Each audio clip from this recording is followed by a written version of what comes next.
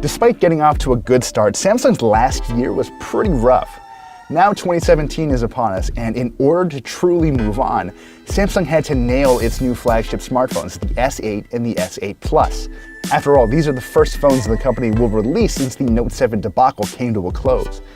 Now, we spent a few hours playing with these new phones, and while there were very few surprises, I still came away very, very impressed.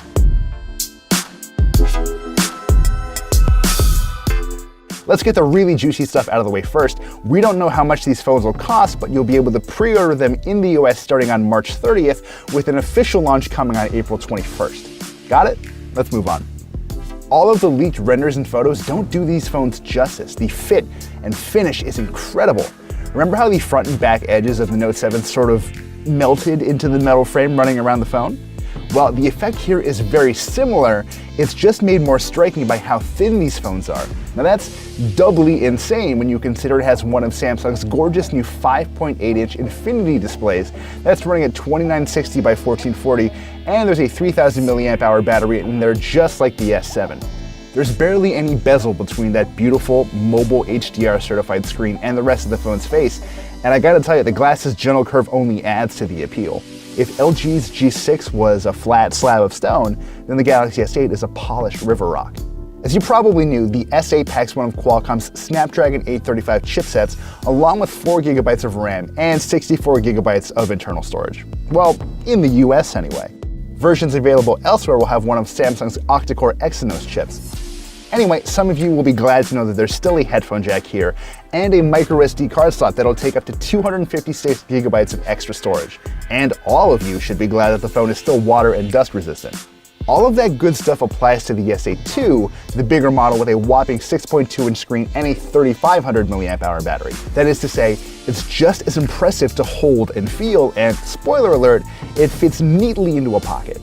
Sure, this screen might not be technically as pixel dense as the smaller S8s, but A, there's really no way most people would ever tell, and B, this just might be the most comfortable big phone I've ever held, so it's kind of worth it. The iPhone 7 Plus I usually carry felt like a whale by comparison.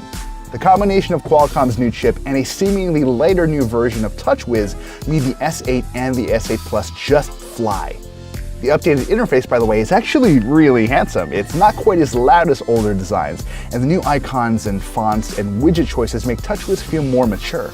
Since both the S8 and the S8 Plus have curved edge screens, there's really no need for a distinct edge model anymore, so it makes sense that all those edge shortcuts have found their way here too. I'm still not sold on their usefulness, but hey, it's nice to know that they're around waiting. We couldn't benchmark these things yet, but even unfinished, I couldn't get them to hiccup or stutter. For now, in terms of design and performance, the S8 and S8 Plus continually impress. To tell the story of the Galaxy S8s is to tell the story of Bixby, the virtual assistant Samsung has been working on for what feels like ages. You can invoke him, or her, or it, by hitting a button on the S8's left side or by saying its name aloud. Now, I feel compelled at this time to just point out, Bixby, that's not a great name for an AI. It sort of evokes this weird image of a genteel British butler when, in fact, the assistant we have here is capable of so much more. Samsung says you'll eventually be able to control the phone with your voice as capably as you could by tapping the screen with your fingers, which is, well, pretty impressive.